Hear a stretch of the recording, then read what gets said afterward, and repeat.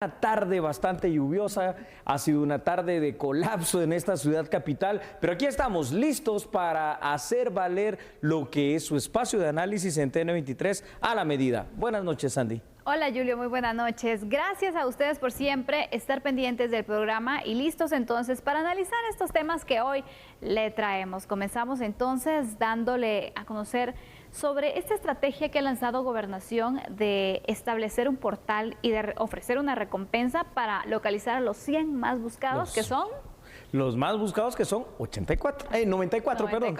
94. Ah, bueno, ahora ya son 83 con los 11 capturados. Pero tenemos más detalles y el análisis, así que comenzamos entonces. Gracias.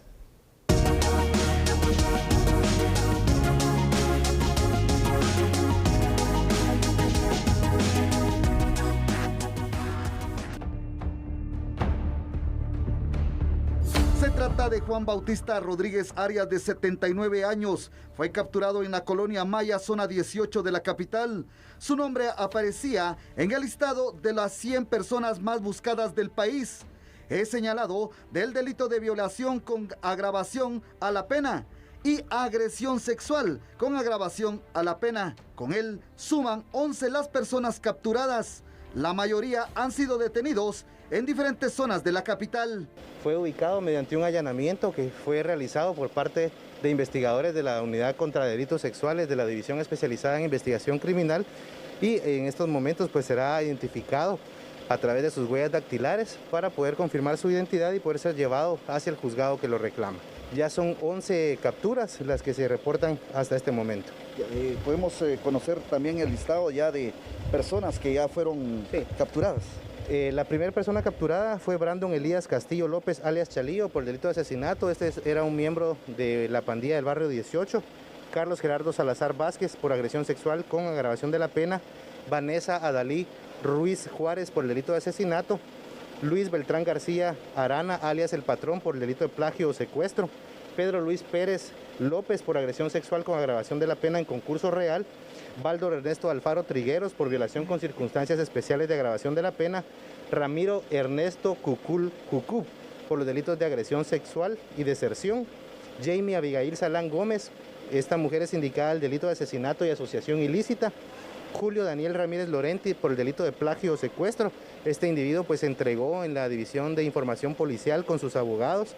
Y Eric Ardani Pivaral Hernández, alias El Gordo, por los delitos de conspiración por el comercio, tráfico y almacenamiento ilícito. Él tiene un perfil de ser exmiembro de la Policía Nacional Civil y es indicado por estos delitos relativos a temas de narcotráfico y fue capturado en el departamento de Escuintla. 2 órdenes de captura vigente existían en contra de Rodríguez Arias, de 79 años, por los delitos en mención, por ser el presunto responsable de haber abusado sexualmente de una menor de 9 años en el año 2016. Las apariencias se engañan y aquí tenemos precisamente, Sandy, un ejemplo, ¿no? Porque dentro de los 100 más buscados, que ya dijimos eran en su momento 94, aparece este personaje, pues ya bastante veterano, que si tú lo ves en cualquier lugar dirás una buena persona, un buen señor, pero el delito de violación con agravación de la pena significa precisamente lo que acabamos de escuchar, que fue una violación a una menor de 14 años, de hecho a una niña de 9 años. Imagínate tú lo dramático. Lo bueno que estamos viendo es que en estos cortos días ya son sencillamente 11 personas las que han venido cayendo y que han sido ya aprendidas por la PNC. Así es, Julio. Vemos la estrategia que ha funcionado o no ha funcionado. Esa es una de las preguntas que lanzamos. ¿Cómo lo ha visto usted? ¿Cuántos días han pasado desde que se lanzó? Y ya van 11 capturados.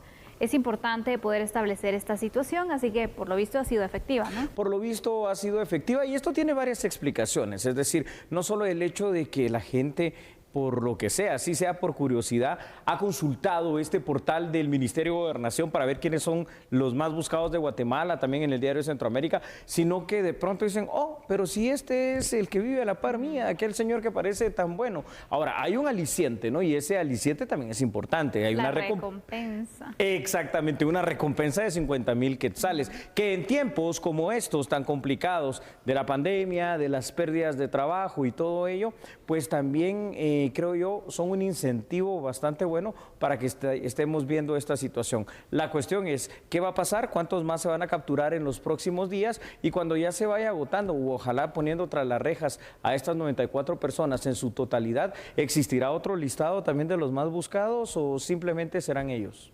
Bueno, imagínate, es que también es una estrategia que sin duda alguna pues ya ha tenido estos resultados, pero también hay que ver el factor económico, ¿no? ¿Hasta dónde podemos aguantar, no? Exactamente, porque imagínate, 50,000 quetzales para cada persona que dé información que permita la captura de estas 94 personas, haciendo números pues ya es bastante. No sé cómo estará la asignación presupuestaria del Ministerio de Gobernación como para poder continuar con este tipo de estrategias, pero viendo entonces el resultado que se tenga, primero, con la información que reciban y el apoyo de la ciudadanía para lograr la ubicación de estas personas. Así es. Segundo, con la efectiva captura de estas personas entonces señaladas por diversos delitos. Y tercero, que ya el Ministerio Público también tenga la prueba suficiente para que entonces los casos no se caigan en un juicio. Es que esa es la situación. Yo creo que sí hay pruebas suficientes, por lo menos por parte del Ministerio Público y de las autoridades de investigación de la PNC. Por ello es que se giraron las órdenes de aprehensión. Tenemos que recordar una situación. Estas personas son las más buscadas no solo por el delito que hayan cometido, sino porque todos tienen al menos una orden de aprehensión vigente. El caso de este señor eran 2 las órdenes de aprehensión que tenían vigentes, pero a mí me preocupa todavía más otra situación, es decir, bueno, ya está, capturamos como Estado a los 94 más buscados de Guatemala, están dentro del sistema penitenciario.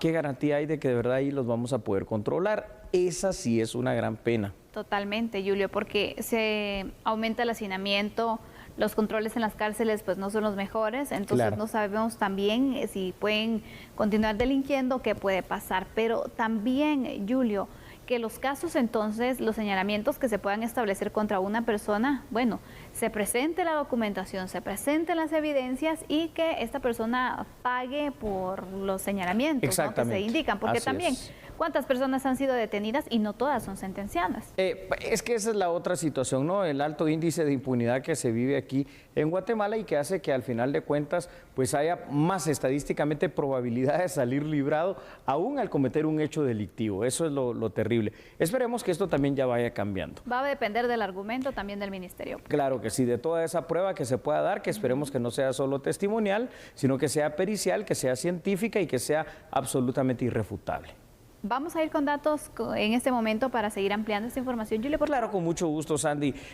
Parece ser que la estrategia del Ministerio de Gobernación por el momento está rindiendo buenos frutos, ya que del listado de los 100 más buscados, hasta el momento 11 han sido capturados. El incentivo de la recompensa de 50,000 quetzales, sobre todo en tiempos económicos tan complicados como el de la pandemia del COVID-19, parece ser un buen aliciente.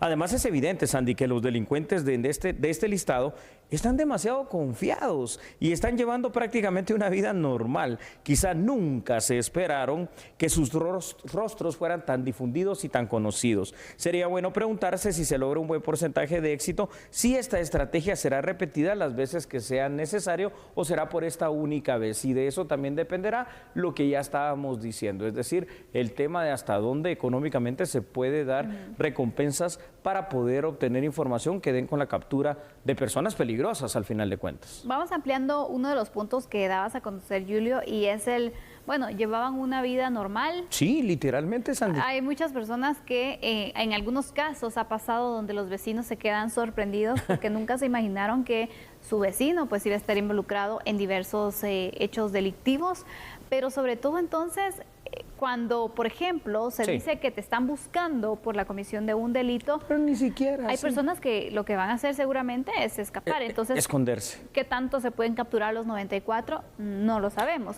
Estamos viendo que sí. Imagínate, pero más de alguno creo yo que va a escapar y va a buscar la manera de evadir la justicia. Si lo ha hecho por varios años ya, entonces imagínate qué estrategias también van a poder implementar al hacerse público su rostro, su nombre, los delitos y todo. Pues bueno, puede ser una de las reacciones, pero en estos casos hemos visto que no, las personas están ahí en su casa, normal, tranquilos, y no se lo esperaban. ¿Sabes también qué puede pasar? Que algún porcentaje de los, entre comillas, más buscados, ni siquiera ellos, sabiendo que son delincuentes, se han tomado la molestia de ver que son parte de estos más buscados. Y por supuesto habrán otros que rápidamente se pusieron sobre alerta y ya habrán desaparecido del entorno en donde se encontraban. Sin embargo, una de las cuestiones también que llama mucho la atención, Sandy, es que se ha podido evidenciar e inclusive algunas de las fotografías que ahí están para hacerlo los más buscados son de sus redes sociales, donde ellos también aparentan una vida normal, pública, sin ningún miramiento y sin estarse escondiendo absolutamente de nada. Exactamente, Julio, porque a lo mejor no se esperaban entonces que fueran parte de esa estrategia de seguridad.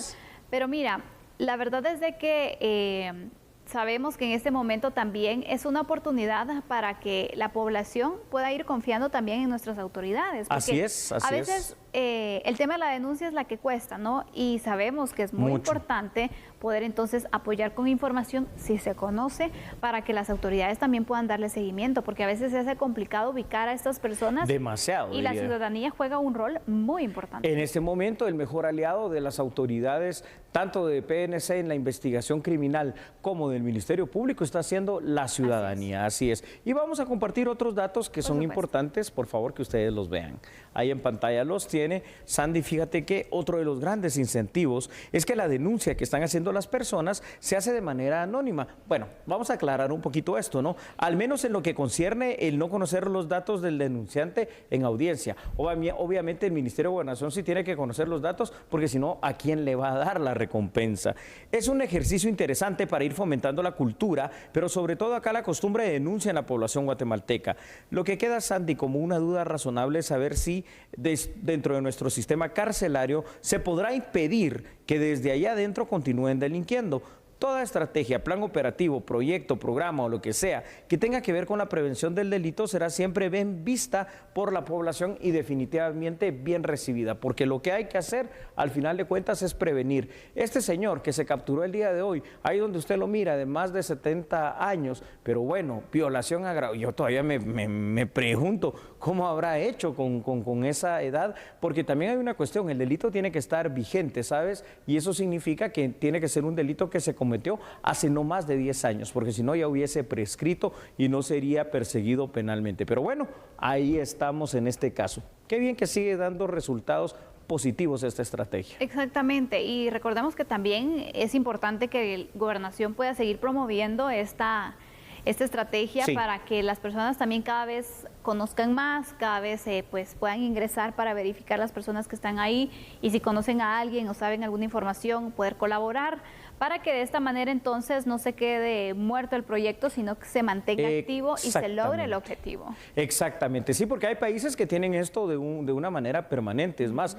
hay países que tienen literalmente profesionales de la casa de recompensas de fugitivos, ¿verdad? Entonces, no se trata de esa situación, se trata de que al final de cuentas podamos poner tras las rejas a las personas que le han hecho tanto daño a la población, porque hay que recordar algo, es decir, ¿por qué son los más buscados? Porque los delitos que se les están imputando son asesinato, femicidio, se les está imputando el tema del narcotráfico, el tema de la extorsión y vinculación con las pandillas, el secuestro, entonces son delitos que han, y bueno, y la violación definitivamente, que han causado un daño enorme en la sociedad guatemalteca y habrá que ver si han delinquido una sola vez, que no lo creo, sino que en todo caso pueden ser delincuentes continuos y permanentes en el tiempo. Entonces, qué bueno sacarlos de circulación. Total, y lo que hace también, Julio, es que las denuncias que se han interpuesto contra diversas personas no se queden entonces con que no se pudo ubicar a la persona, no se pudo investigar,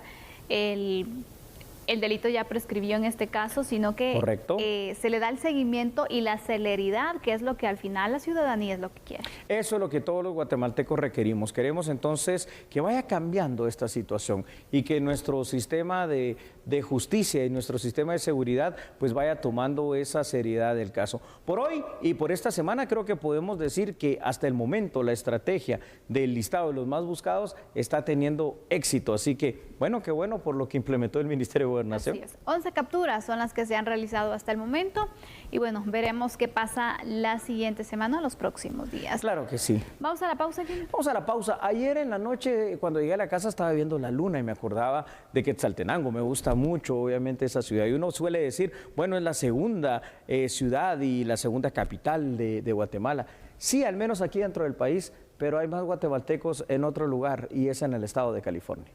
Analizaremos entonces el fenómeno de la migración y también la cantidad de guatemaltecos que radican en este lugar. Vamos a la pausa, regresamos. De forma irregular y en búsqueda del sueño americano, un promedio de 300 guatemaltecos. Así lo resaltan autoridades de Conamigua. Los que han llegado siguen elevando la cifra de compatriotas que están en Estados Unidos y que a la fecha alcanzan la cifra de 3 millones. Creo que, de alguna manera, los intentos migratorios continúan, independientemente de los riesgos, independientemente de las dificultades, de lo caro y de las implicaciones. Se estima que diariamente salen del país 300 personas y de esas 300 personas, pues únicamente tenemos el dato de las que son retornadas, sea por la vía terrestre, porque fueron aseguradas en Chiapas, en donde ocurre el 85% de las detenciones, o sea que vengan retornadas desde Estados Unidos en su intento migratorio. Se podría decir que la composición de los retornados desde Estados Unidos está compuesta fundamentalmente de un aproximado 70% de personas que acababan de llegar, estaban cruzando la frontera, estaban llegando a su destino, y el otro 30% es de aquellas personas que habían tenido un par de años viviendo en Estados Unidos, ¿verdad? Entonces yo creo que se podría estimar que efectivamente se va a seguir implementando esta tendencia. Tan solo el estado de California, que se cataloga como la segunda capital de Guatemala, reporta 1.5 millones de migrantes guatemaltecos. Le siguen la Florida con 143,000, Nueva York con 104,020, Georgia con 94,000 y Texas con 90,822. Al respecto, Conamigua espera la instalación de una sede en territorio estadounidense. Asimismo, se contempla el cambio de sede central para estar más cerca de la Fuerza Aérea y brindar asistencia para todos aquellos que sean retornados por vía aérea. Bueno, pues definitivamente California como estado y realmente Estados Unidos se ha convertido en una segunda patria para nuestros migrantes. Al día de hoy, podemos decirlo de esa manera que lo hemos venido argumentando aquí en A la Medida durante ya tanto tiempo. Más de 3 millones de personas nacidas en Guatemala o de origen guatemalteco, aunque nazcan en Estados Unidos, viven allá. Y es precisamente la ciudad de California y sobre todo, quiero decir, el estado de California y la ciudad de Los Ángeles, donde más guatemaltecos hay, sin que esto quite que, por ejemplo, también hay guatemaltecos tanto en Chicago, en Florida, Miami sobre todo, Nueva York y algunos otros lugares. Así que bueno, ahí vemos la dimensión de lo que esto representa. Esto ya es más del 10% de la población guatemalteca la que está viviendo allá. Por supuesto, mira, realmente pues California, una de las características que también tiene es que ahí habitan muchos latinos. Así es. Aquí es vemos correcto. entonces también a muchos mexicanos que radican en este estado, Sí. Entonces ahora más de 1 millón de guatemaltecos, que es la cifra que se conoce al momento, que son al final Sí, datos... es un estimado, ¿no? Exactamente, Es un estimados. Puede que sean más, sin duda alguna. Sin duda alguna. Y vemos entonces que también el interés por seguir migrando pues continúa, ¿no?, en nuestra población, y estos números cada vez pueden ir aumentando más. Sí, Sandy. Y es necesario que las autoridades entonces, si ya tienen estos datos de dónde están localizados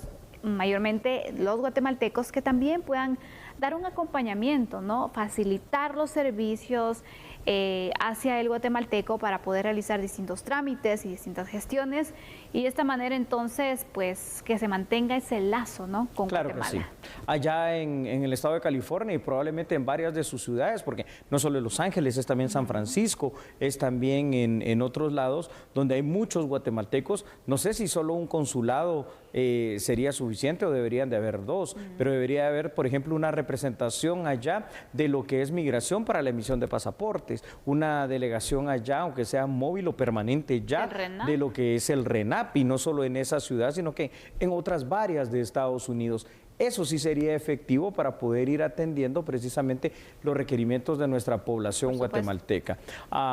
Sandy, es que es dramático al final de cuentas la cantidad de ciudadanos guatemaltecos que viven allá. Tiene una lógica que esté la mayoría de ellos ahí en el estado de California y en estas ciudades como Los Ángeles, como San Diego, por ejemplo, simple y sencillamente porque es la ruta, ¿no? por donde pasan. La costa este, recordemos que queda bastante más retirado y no digamos el centro y el norte de Estados Unidos, donde encontramos Chicago, Illinois, pero que por alguna razón, a pesar del clima fuertemente frío allá en Chicago, Illinois, hay muchos guatemaltecos viviendo allí también. Exactamente, Julio. Mira, cuando planteas y damos a conocer entonces esta necesidad de poder acercar estos servicios a los guatemaltecos en los estados donde existe un alto porcentaje, como por ejemplo California, yo te diría, estos datos son oportunos porque nos permiten a las autoridades ir proyectándose en diversos planes, ¿no? Sí, claro. Uno de ellos tendría que ser desde ya, te diría, el tema del Tribunal Supremo Electoral. Por supuesto, es importante. Si ya se tuvo un primer intento donde votaron como 700 guatemaltecos, hoy desde ya, esto tiene que ser una realidad. Llegar, empadronarlos, el Tribunal Supremo Electoral estar allí presente, tener ese censo de los guatemaltecos que puedan, que estén habilitados para votar, que tengan el DPI, que estén empadronados y que obviamente puedan hacerlo. ¿Por qué? Es importante que los guatemaltecos radicados en Estados Unidos hagan valer ese derecho, porque más o menos digamos, del 3% que vamos creciendo anualmente, la mitad de eso, es decir, 1.5, que son miles de millones, por no decir millardos de dólares, en este caso de quetzales, vienen aportados en el Producto Interno Bruto por las remesas que ellos mandan. Así que sí tienen mucha incidencia aquí en Guatemala y pueden decidir. Y mira, una idea que se podría ir planteando incluso, aquí el trabajo interinstitucional debe ir funcionando, claro, para poder entonces no abandonar a los guatemaltecos que están en otro país, sino que mantener entonces pues ese acercamiento, ¿no? Establecer un centro, imagínate, claro, para los chapines, para que en un mismo lugar puedan tramitar su pasaporte, poder hacer los trámites correspondientes con el tema del DPI, de una vez empadronarse, migración, facilitar RENAPTE, todos estos procesos que son necesarios y que a veces ellos, porque se tardan un poco o cuestiones así, quienes tienen la oportunidad de hacerlo, vienen al país entonces a hacer ese trámite y hay otros que pues no tienen la facilidad también, entonces... Simplemente no pueden venir. Exacto. Porque algunos también, recordemos, están en ese estado de ilegalidad allá en Estados Unidos, ¿verdad? Exactamente. Sí, pero eso no les quita el derecho a que puedan tener sus documentos, a que puedan ejercer su derecho al voto. Pero bueno, vamos con datos. Vamos con datos. Y ahí tenemos los primeros datos para usted.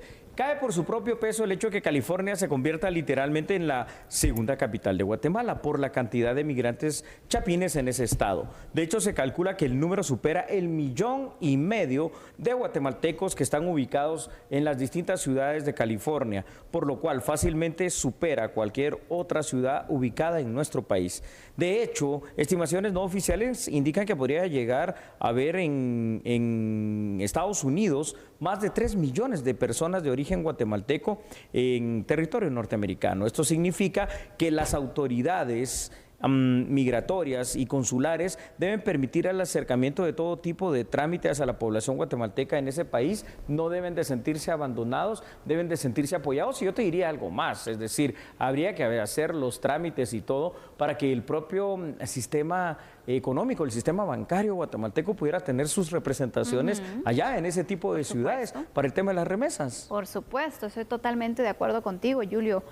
Aquí falta más unión, falta buscar entonces apoyo, ese objetivo en común exactamente, donde todas estas instituciones se puedan unificar esfuerzos, porque a veces lo que tendemos a hacer es cada quien por su lado hace su parte, está bien, pero haríamos más si nos uniéramos, si buscáramos y estableciéramos metas en común, como por ejemplo este centro que yo creo que ayudaría muchísimo, porque imagínate, las personas ya no tendrían que ir a diversos lugares para poder realizar los distintos trámites, sino únicamente a un punto donde incluso se aprovechara, Julio, para poder de esta forma mantener la cultura, ¿no? Y poder Sí. dar a conocer más de Guatemala, que el guatemalteco cuando llegue, pues se pueda sentir como en el país, ¿no? Fíjate, Sandy, que sí, eso es muy importante, es cierto. Hay varias asociaciones de guatemaltecos allá que tratan de mantener ciertas tradiciones, desde la huelga de Dolores, que la hacen allá en Estados Unidos, hasta otro tipo de situaciones propias de la cultura chapina. Pero sí sería importante, y en este caso, y el mensaje va ahí para los políticos o para los futuros políticos, es decir, muchas veces van y solo es 1 o 2 visitas hacia los migrantes prometiéndoles cosas que no cumplen. Aquí, señoras y señores, los migrantes guatemaltecos radicados en Estados Unidos son ciudadanos de primera categoría, tal y como deben ser de primera categoría los que vivimos aquí en este país. Hay que atender sus necesidades, hay que escucharlos y hay que facilitarles todo este tipo de situaciones que les puedan a ellos permitir también tener esa conexión y esa comunicación con sus familiares aquí en Guatemala, que sientan el apoyo del Estado en lo consular, en lo migratorio, que sientan el apoyo del Estado en la identificación y por supuesto en otro tipo de cosas. Yo creo que más que utilizar algunos otros tipos de sistemas para mandar remesas, estarían muy pero muy contentos que pudiese facilitarse en un convenio por parte, no sé si público o privado, del sistema bancario nacional, al menos de los bancos más importantes, tenerlos allí. Y otro tipo de cuestiones que les permitan a ellos, pues, sentirse, aunque están lejanos, aparentemente, más cercanos de Guatemala y de sus parientes. Y aparte de eso, que hagan extrañar el país, porque también Vaya, si luego no. se van acostumbrando y bueno, ya nunca regresan. Pero es parte entonces de ese distanciamiento que se tienen con el país, con la cultura, con las tradiciones y con todo lo que hace extrañar a Guatemala. ¿Qué hace el INGUAT ahí? ¿Sabes por qué te lo pregunto? Porque está bien, hay que buscar turistas, pero muchos de los guatemaltecos radicados en Estados Unidos, de estos 3 millones, son guatemaltecos que sí están legalmente, que tienen su green card allá, que bueno, que vengan a visitar aquí a sus parientes y que estén 15 días, que estén un mes, pero si el INGUAT también pusiera su granito de arena, pudiera también fomentar una forma en que desde allá pudieran tener conexiones con agencias de viaje guatemaltecas para que cuando vengan a Guatemala digan, bueno, vine a Guatemala y ya tengo un paquete, en una semana vamos a ir a visitar La Antigua, vamos a ir a visitar Atitlán y Tikal. Entonces, para que sea una experiencia magnífica, ¿no?, de ellos y sus familiares. Pero ahí es donde vemos este tipo de instituciones que solo nos generan gasto, pero no vemos resultados en este sentido, porque el turismo que ellos hacen aquí debería ser también importante y podríamos superar a lo que tenemos en este momento, que es la mayor cantidad de turistas que son ciudadanos salvadoreños para las fiestas agostinas, pero con COVID ya viste el año pasado, ¿no? Sí, complicada la situación. Complicado. Es cambiar un poco el enfoque a la visita que le dan al país, ¿no? Los guatemaltecos que pueden venir, porque sí es cierto, muchos vienen, están con su familia. Pero les gustaría salir a pasear, estoy claro, seguro. y en familia, imagínate qué Sí. bonito, la verdad, poder recorrer, porque también mencionemos algo, muchos guatemaltecos se van del país y ni siquiera conocen Ahí está la nada situación. o muy poco, sin duda alguna, de Guatemala. ¿Por qué? Porque salieron en una condición de pobreza, hay que decirlo. Entonces, vienen a Guatemala, visitan a su familia, pero si estas instituciones, y repito, le digo claramente una vez más, así como el Instituto Guatemalteco de Turismo hiciera esas alianzas público-privadas con agencias de viaje, vienen a visitar a su familia y van a pasar 1 o 2 semanas muy bonitas conociendo todos nuestros lugares turísticos que seguramente cuando se fueron no tuvieron la oportunidad de conocer y que también seguramente su familia estaría pues magnífica y muy contenta de hacerlo. Y hasta con el dinero que traen, ¿te imaginas lo que generaría eso en la ganancia reactivación. para nuestra industria turística? Porque podrían quedarse ya en hoteles de mediana o de alta categoría y en paquetes que les permitan estar a ellos muy cómodos. Por supuesto, y aparte de eso es que si la familia acá no hace turismo interno, le deja entonces eso de poder conocer más. Correcto. Y que se puedan ir animando, ¿no? Mira, sin duda alguna cuando pues se tiene la posibilidad de ir a los diferentes lugares turísticos de Guatemala, que son maravillosos. Bellos, Yo me he encontrado con preciosos. personas, con amigos, con familiares que viven en Estados Unidos y me preguntan, ¿y en qué países? ¿Ah, sí? Y se sorprenden al saber que es Son de Guatemala. Guatemala. Y cuando vienen es como, yo necesito que me lleves a ese lugar y esta es la foto y Sí. quiero ir ahí. Y es eso, ¿no? Porque- Motivarlos porque sí quieren. Quieren, ¿sabes por qué? Porque yo he visto muchas veces que vienen y lo que hacen es encerrarse con sus familiares en casa. De pronto alguna visita a algún centro comercial o algo así, pero podría ser una situación más interactiva, dinámica. más dinámica, más bonita, una gran experiencia Así de es. guatemaltecos en Guatemala. Así que, bueno, ahí tenemos. la segunda capital de Guatemala, literalmente se ha convertido el estado de California y ciudades tan importantes como Los Ángeles, San Francisco. Así es. Bueno, ya saben, si tiene un familiar en Estados Unidos, motívelo también para que pues haga un poco de turismo, para que cambie un poco la forma en la que hacen este viaje. Y por supuesto, también repetimos, el esfuerzo que las instituciones públicas deben realizar para poder facilitar y acercar los servicios a nuestros connacionales.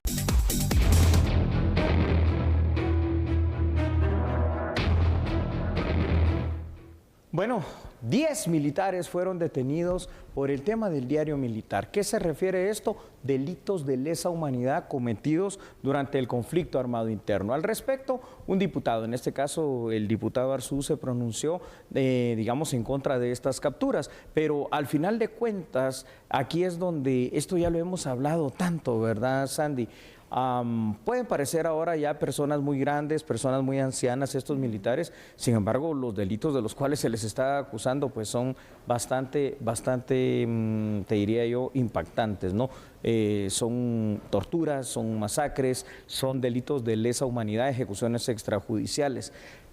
Aquí yo vuelvo a insistir en algo, en la negociación de los acuerdos de paz, tuvieron mucha más habilidad los integrantes de los distintos cuerpos guerrilleros que del Ejército de Guatemala, porque para las 4 facciones guerrilleras unidas en la URNG sí se logró una amnistía, cosa que para el Ejército no. Y en este caso, pues ahora ya capturados y como esta situación de amnistía no está vigente, van a tener que enfrentar la justicia por estos delitos que de verdad son graves, que nunca prescriben, porque estamos hablando de delitos del 83 al 85, pero como son de lesa humanidad, siguen vigentes. Nunca prescriben, es decir, nunca van a perder vigencia. En cualquier momento se puede entonces reactivar las investigaciones y las detenciones para enfrentar los procesos entonces por las acusaciones en contra de las personas que puedan estar involucradas entonces en estas violaciones de derechos humanos que se señalan producto del conflicto armado interno.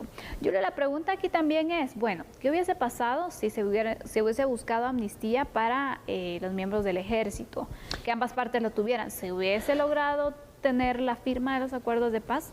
No sé. Yo creo que no, por las presiones que existían en aquel determinado momento. O tal vez sí, porque fíjate, Sandy, que al final de cuentas, entonces, ¿por qué sí se obtuvo esa amnistía pues prácticamente total para los miembros de la guerrilla? Aquí hay que decir algo, es decir, el conflicto armado de 36 años, un conflicto armado absurdo, un conflicto armado tonto, pero que duró esos 36 años aquí en Guatemala, al final de cuentas tuvo una gran cantidad de víctimas civiles.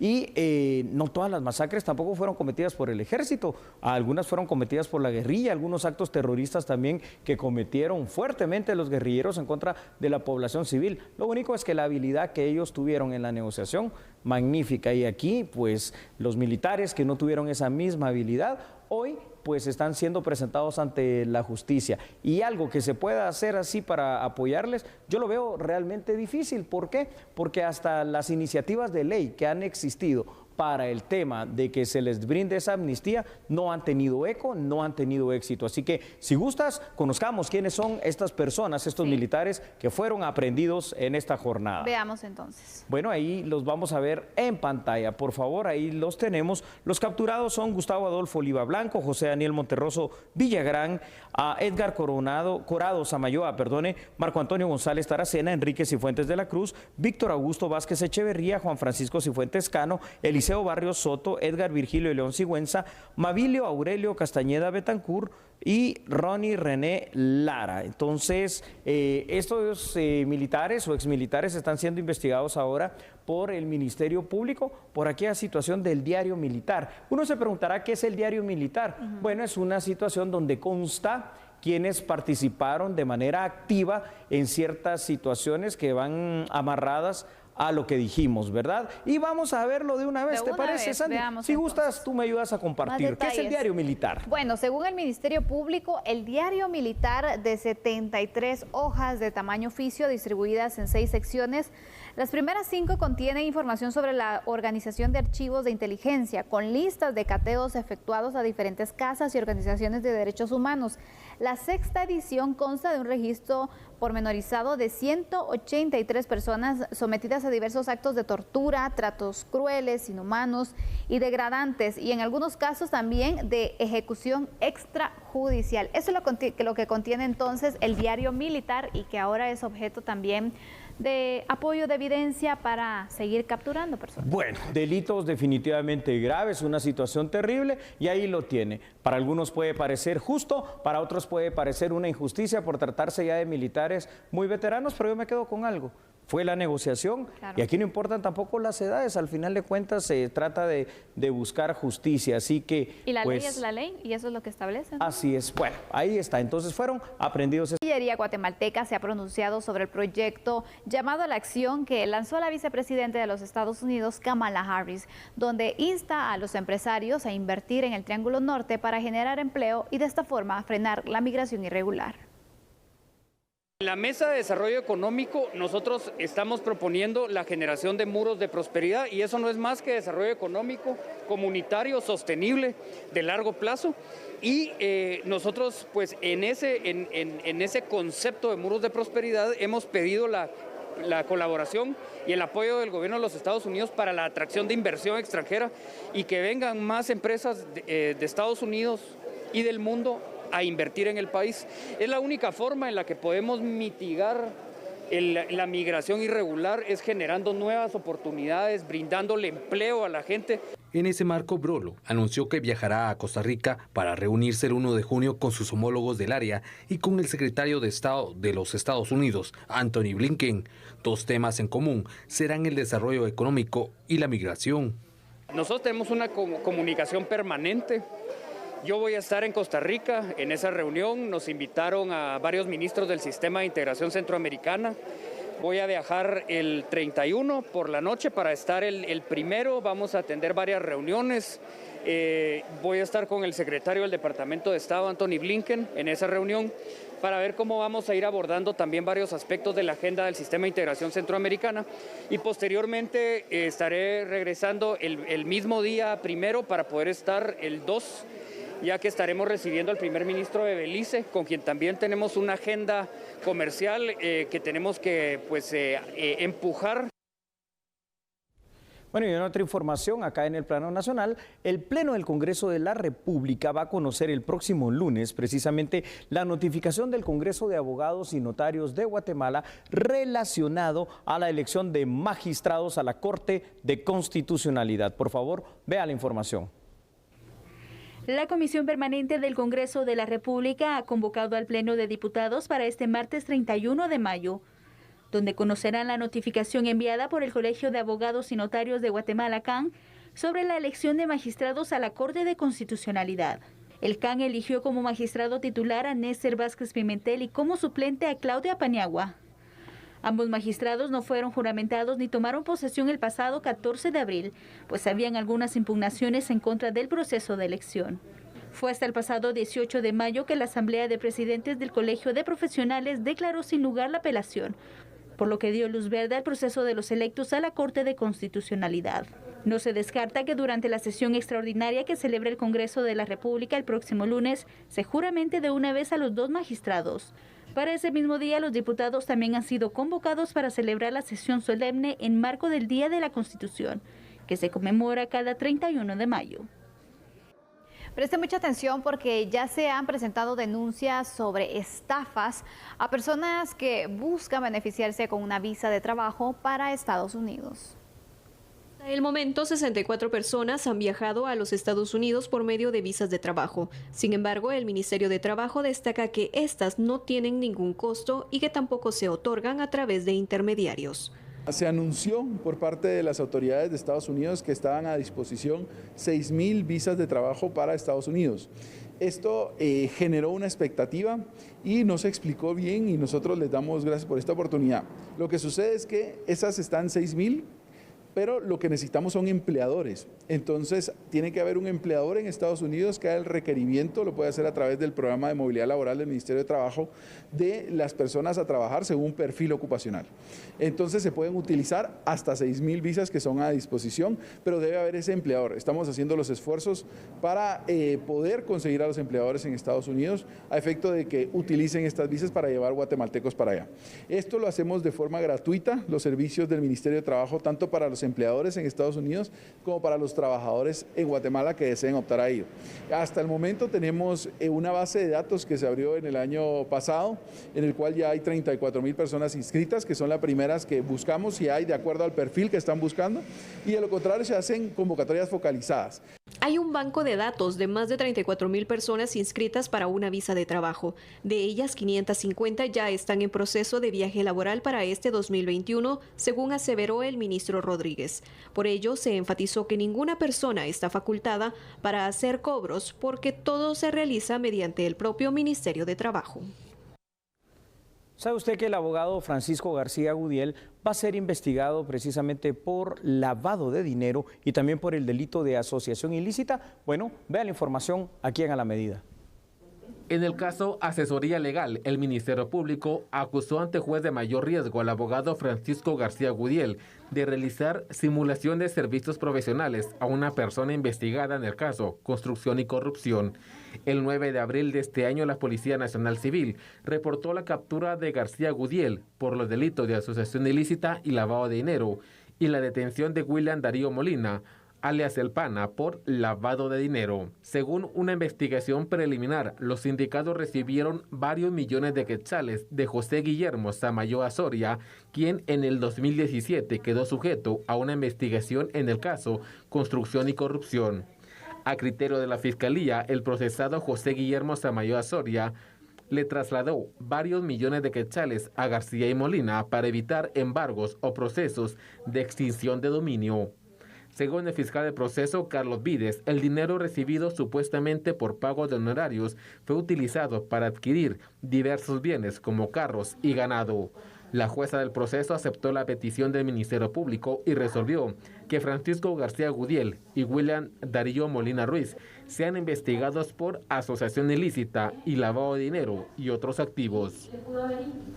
Y bueno, de esta manera nosotros finalizamos y agradecemos por su sintonía durante toda esta semana. Que descanse, feliz fin de semana. Así es, feliz fin de semana. Siempre le recomendamos varias cosas. Cuídese del COVID sobre todo y por favor, si quiere estar bien informado, bueno, pues sábado y domingo no puede despegarse de TN23. Vea todos los programas, vea sábado y domingo también Apuntes del Mundo con Andrés